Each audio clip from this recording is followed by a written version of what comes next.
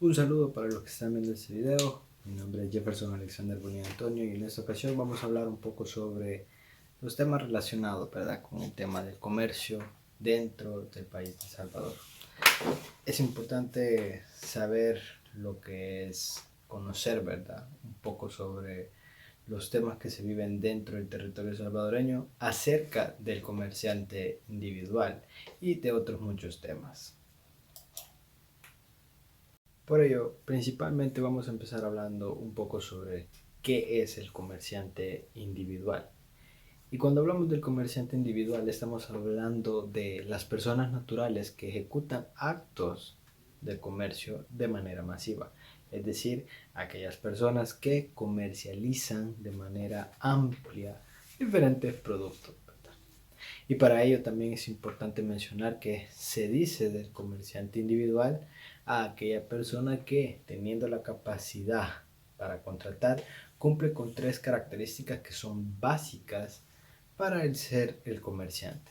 Es decir, una de ellas sería realizar actos de comercio, realizar dichos actos de forma habitual y que para él estos actos sean de propósito de obtener beneficios económicos o patrimoniales de los mismos.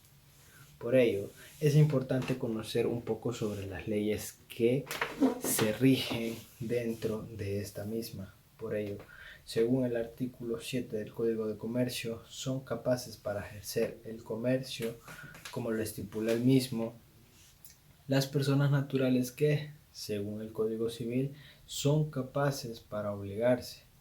También los menores que, teniendo 18 años cumplidos, hayan sido habilitados de edad, es decir, se hayan reconocido como mayores de edad. Y de igual manera los mayores de 18 años que obtengan autorización de sus representantes legales para comerciar, la cual deberá constar en lo que es una escritura pública. Además, también los mayores de 18 años que obtengan una autorización judicial. Hay que considerar también que estas autorizaciones son irrevocables y deben ser inscritas en lo que es el registro de comercio. Además, el artículo 8, en el menor cuyo representante o guardador se niegue a dar la autorización, podrá recurrir al juez a fin de que éste califique sumatoriamente el disenso. Es decir, que el menor de 21 años y mayor de 18 años que no tenga representante alguno podrá ocurrir al juez para que éste sumatoriamente le autorice el ejercer lo que es el comercio. Además de ello, en ambos casos, la certificación de la sentencia afirmativa del juez deberá inscribirse en el registro de comercio. Es importante conocer mucho sobre lo que es el comerciante individual porque es el mayor dentro de las áreas de comercio en El Salvador. Por ello, el artículo 9 nos menciona que los menores pueden hipotecar los bienes inmuebles de su pertenencia para seguridad de las obligaciones que contraigan como comerciantes y, en general, se repuntarán como mayores de edad para los efectos legales mercantiles, sin estar sujetos a las restricciones que sostiene lo que es el Código Civil. Además de ello, las personas que carecen de capacidad o habilidad para ejercer el comercio no podrán ser titulares de empresas mercantiles, salvo lo dispuesto que menciona el mismo código, dentro de lo cual podemos ver que cuando una persona sea incapaz y adquiera por herencia una donación de una empresa mercantil y cuando no se declarara el sujeto o curatela un comerciante, el juez decidirá sumatoriamente y con informe de dos peritos si la empresa ha de continuar o debe liquidarse, y en ambos casos, como menciona la ley, no podrán establecer y lo que son, en qué forma y en qué condiciones va a pactarse, sino que se deberá establecer esto. Además, establecer las limitaciones que juzguen oportunas si el causante hubiera dispuesto algo sobre ello. Además, se respetará su voluntad cuando no se ofrezca grave inconveniente a juicio del juez.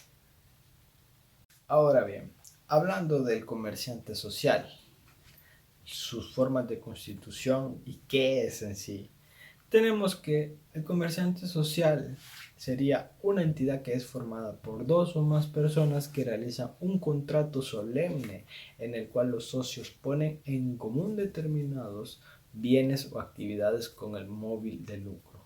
Es decir, cuando se habla de sociedades, cuando se habla de constitución de personas, siempre, siempre tiene que ir reflejado cuál es su fin. Y su fin es obtener un lucro, obtener una ganancia sobre lo que van a realizar. Cuando no así con las organizaciones que su fin no es obtener un lucro. Entonces, algunas organizaciones sí su fin y su giro es obtener un beneficio futuro, pero algunas no. Pero en el caso de las sociedades, todas las sociedades que se creen, todas las sociedades que se conformen, su finalidad es generar lo que es un beneficio futuro, un beneficio, un lucro o una ganancia de lo que éste realice. Entonces, la finalidad de estos es repartirse cada uno de los beneficios de los negocios a los cuales vayan a dedicarse. Y estas sociedades se constituyen a través de una escritura pública o una constitución, la cual deberá ser registrada a través de un notario legalmente certificado, y la entidad que resulte se considera distinta de los socios que la integran.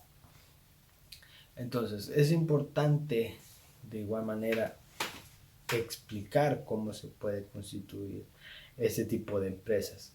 Y por ello, los llamados comerciantes sociales están constituidos por las sociedades que ejercen actos de comercio, publicidad de los mismos y que presten un servicio o un bien al público a cambio de una remuneración cuantificable, es decir, una remuneración económica o una remuneración que se puede cuantificar de manera económica o material de la misma, las cuales se dividen en sociedades de personas y sociedades de capitales. Ambas clases pueden ser de capital variable. Y ahora bien, hablando de las sociedades de personas, hay que mencionar bases legales con respecto a ello. Y es por ello que el artículo 44 del Código de Comercio nos establece que en las sociedades de personas la calidad personal de los socios es la condición esencial de la voluntad de asociarse, y su capital se integra por cuotas o participaciones de capital que pueden ser de manera desigual. Es decir, unos pueden tener más que otros, pero siempre siguen siendo parte de los accionistas, siempre siguen siendo parte de esa junta. Además de ello, los miembros que integren las sociedades de personas responden a las obligaciones sociales de forma ilimitada y solidariamente entre ellos y la sociedad. ¿Qué quiere decir de manera ilimitada y solidariamente? Es decir, que cualquier inconveniente que pase dentro de esta, ya sea económico, ya sea material, ya sea judicial, las personas que lo conforman responden ante esa situación o mencionadas situaciones de manera personal. Es decir, que cualquier inconveniente judicial, económico o social que pueda presentarse, cada uno de los involucrados tendrán que presentarse de manera personal para solventar dicha situación, para solventar cualquier inconveniente que se pueda presentar. Ahora bien, si esta es de nombre colectivo, va a responder por el monto de sus aportaciones. Y si la sociedad es de responsabilidad limitada también. Ahora bien, cuando hablamos de sociedades en nombre colectivo o sociedades colectivas, hay que basarnos conforme a lo que establece la ley, es decir, cómo las definen las leyes. Y para ello es importante conocer que, según el artículo 73 del Código de Comercio, nos establece que estas son aquellas que se constituyen bajo razón social, la cual se formará con el nombre de uno o más de los socios. Es importante destacar aquí la diferencia de razón social y denominación social.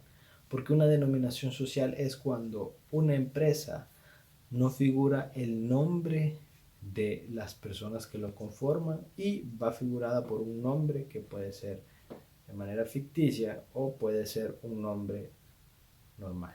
Es decir, como por ejemplo las empresas grandes, las industrias, McDonald's, Burger King, son constituidas bajo denominación social. ¿Por qué? Porque las personas que las crearon o los accionistas mayores de estas no van reflejados en su nombre. No se llama la persona tal de SADCB, sino que se llama, como si bien se escucha en su nombre, Burger King SADCB, McDonald's SADCB. Entonces, cuando hablamos de estos términos, hablamos de denominación social. Y cuando hablamos de razón social, como lo mencionaba hace unos momentos, estamos hablando de aquellas que se forman con el nombre de uno o más de los socios. Y cuando en ellas no figuren todos, se le puede añadir la palabra compañía u otros equivalentes del mismo, los cuales pueden ser hermanos, asociados, familiares, entre otros. Como por ejemplo, una razón social podría ser Joaquín y sus hermanos, o podría ser Joaquín y asociados, entre otros, que podrían colocarse al momento de constituirse. Además de ello, que la administración de estas sociedades están a cargo de uno o varios administradores, quienes pueden ser socios o personas extrañas a ellas.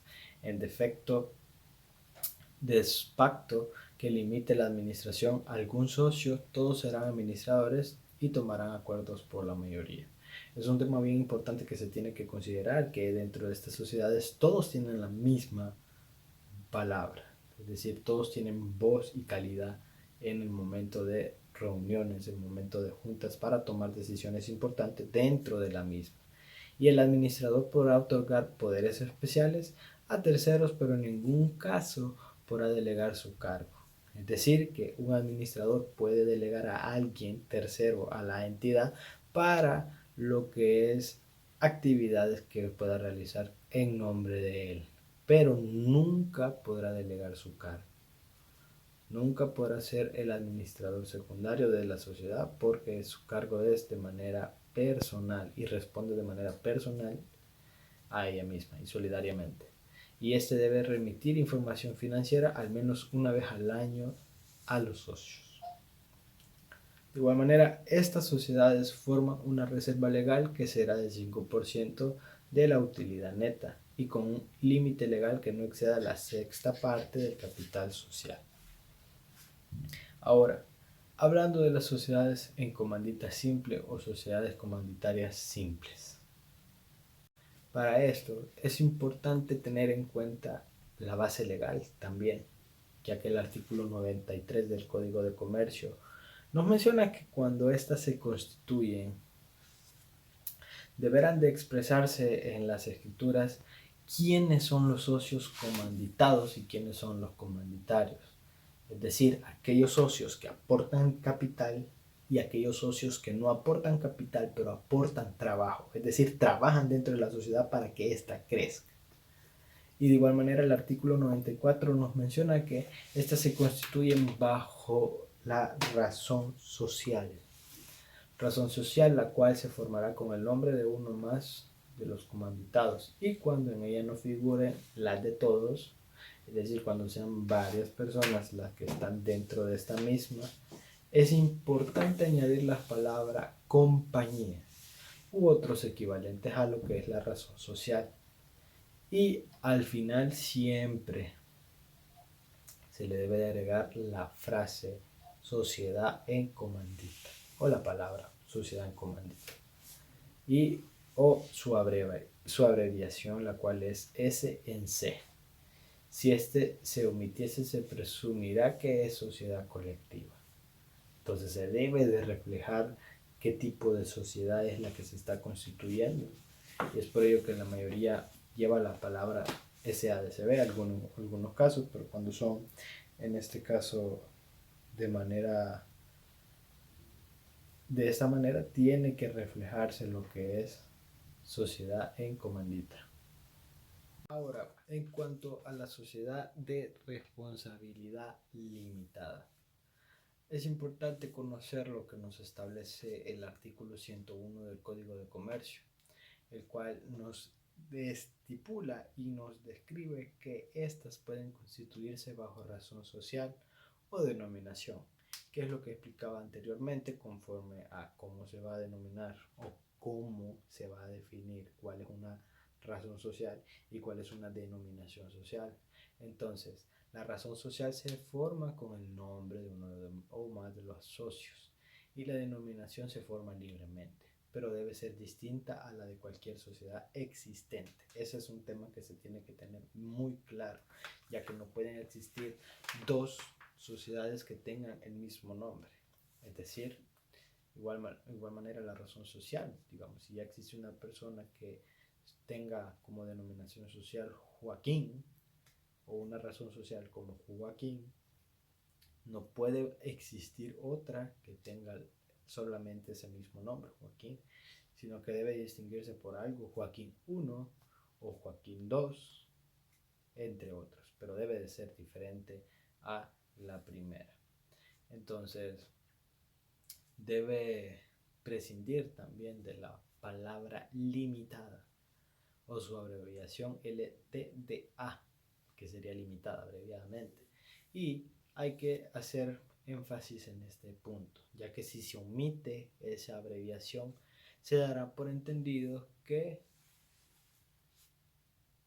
se, los socios son responsables completamente de manera solidaria e ilimitadamente.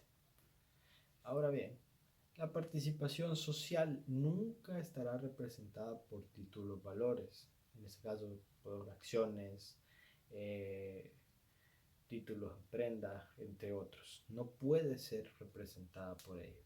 El capital social se divide en participaciones sociales, que pueden ser de valor y categorías diferentes, pero no se admiten aportes industriales. Y al constituirse la sociedad de capital, debe de estar suscrito íntegramente el capital y podrá exhibirse como mínimo el 5% del valor de cada participación social. Ahora bien, las sociedades de capital, que son las más comunes. Según el artículo 126 del Código de Comercio, en estas sociedades la calidad personal de los socios u accionistas no influye de modo esencial en la voluntad de asociarse. Es decir, que lo que importa en ese tipo de sociedades es que usted aporte capital, que usted inyecte dinero. Si es usted o no es usted, los que tomen ahí el tema de cualquier otra situación no va a influir, ya que lo único que importa es que usted aporte su capital. Y de igual manera tiene que aportar decisiones, ¿verdad? No puede solamente aportar el capital, tiene que aportar en las juntas directivas diferentes temáticas, pero su calidad no va a influir para el momento de asociarse como en las otras. Su capital se viene dividido por lo que son aportaciones, que pueden ser en alicuotas, y están representadas por títulos valores que se pueden denominar entre estos las acciones. Y los accionistas se limitarán en cuanto a la responsabilidad a lo que es el valor de sus acciones. Las acciones serán de valor nominal de $1 o múltiplos, la cual cada una debe de ser indivisible. Ahora bien, las sociedades anónimas, que son las más comunes también. El artículo 191 nos estipula que son las que se constituyen bajo denominación y que se forman libremente sin más limitación que ser distintas de cualquier otra sociedad existente, e irá inmediatamente seguida de las palabras sociedad anónima o su abreviación SA. Y la omisión de estas palabras o estas siglas acarrea responsabilidad ilimitada y solidaria para los accionistas y administradores. Además de ello, para su constitución es requerido que su capital no sea inferior a $2,000 y que esté íntegramente suscrito. Es decir, que esos $2,000 estén suscritos de manera completa al momento de constituirse. Que se pague en efectivo por lo menos el 5% del valor de cada acción. Con estos dos requisitos debe de estar constituida esa sociedad. Además de ello, que se satisfaga íntegramente el valor de cada acción cuando su pago se haya de efectuar en toda o en parte. De igual manera, en todo caso debe estar íntegramente pagado a la cuarta parte del capital social de fundación y se constituye por escritura pública, después de haber llenado las formalidades que establece el Código de Comercio, siempre apegándose a la normativa de este mismo. Además, las sociedades en comandita por acciones o sociedades comanditarias por acciones. En este caso, la ley nos menciona que en la sociedad comandita por acciones, los socios comanditados responden ilimitada y solidariamente. Es decir, que cualquier perjuicio que se pueda ocasionar van a responder de manera personal y económicamente delante de ellos sobre las obligaciones sociales. Y los comanditarios solo están obligados en el límite del valor de sus acciones. Como mencionábamos anteriormente, tiene relación con el tema de quiénes son los comanditados y quiénes son los comanditarios. Y hablábamos, ¿verdad?, que los comanditados son aquellos que responden ilimitada y solidariamente de lo que hacen. Y los comanditarios son los que responden únicamente por su capital aportado. El artículo 297 nos dice que las sociedades en comandita por acciones se constituyen bajo una razón social, es decir, con los nombres de los que lo acompañan. Y además de ello debe de ir con sus siglas SNC para poder constituirse. Ahora bien, para definir lo que es el régimen bajo cual va a trabajar, es importante tener en cuenta que existen dos. Está el régimen de capital fijo y el régimen de capital variable. El artículo 306 nos establece un poco de diferencias para esto y cómo abordarlas. Entonces, cualquier clase de sociedad podrá adoptar el régimen de sociedad de capital variable. Cuando adopte este régimen de capital social será susceptible tanto al aumento por aportaciones posteriores o por la admisión de nuevos socios, como disminución por retiro parcial o total de algunas aportaciones. También puede comprenderse dentro del régimen adoptado en este tema el aumento de capital por capitalización de reservas y utilidades por revalidación del activo o la disminución del mismo capital por desvalorización de activos. Es decir, cuando los activos ya no tengan el mismo valor que tenían al momento de constituirse. Es decir, su valor se ha ido perdiendo. Y las sociedades de capital variable se rigen bajo las disposiciones que correspondan a la especie de sociedad que se trate y por las sociedades anónimas relativas a balances, responsabilidades de los administradores y vigilancia del auditor, salvo las modificaciones que se establecen en el código, como lo define. Cuando hablamos de sociedades de capital fijo, estamos hablando de aquellos tipos de sociedades que, como bien su nombre lo dice, su capital es fijo, su capital no puede variar. Es decir, cada vez que aumente su activo debe de reflejarse bajo escritura, bajo testamento, que bajo acta, que se aumentó el capital. ¿Por qué? Porque su capital es fijo, no puede estar variando, como el tema de capital variable, que aumenta su capital, no es estrictamente obligatorio expresarlo bajo acta que se aumentó el capital, pero sí se debe dejar una constancia de que se aumentó. Pero en el tema de las sociedades de capital fijo, cada vez que se aumente deben de ir al registro a especificar que se aumentó el capital fijo, que se aumentó el capital, y no puede dejar de omitirse este paso. Un ejemplo de esto puede ser el tema de los bancos, que los bancos cada vez que aumentan su capital deben de ir a registrar la modificación de este en la escritura pública y deben dejarlo de igual manera por actas. fijas. En cambio, las demás tipos de sociedades de capital variable únicamente pueden hacer un acta en el cual se refleje que se está aumentando su capital. ¿Por qué? Porque su misma denominación lo permite.